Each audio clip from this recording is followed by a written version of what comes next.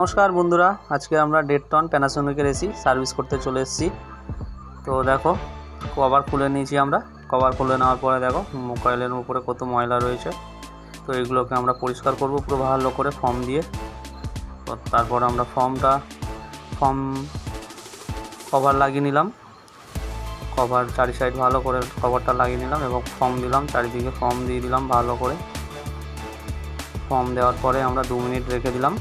2 minute রেখে দেওয়ার পরে আমরা জেট পাম্প দিয়ে পুরো পরিষ্কার করে নিয়েছি। দেখো জেট পাম্পে পরিষ্কার করে নেওয়ার পরে পুরো কয়েলটা পুরো একদম নতুনের মতো হয়ে গেল। কয়েলের মধ্যে যে গ্যাপগুলো আছে দেখো সুন্দরভাবে বোঝা যাচ্ছে, একটু কোনো ময়লা নেই, পরিষ্কার একদম।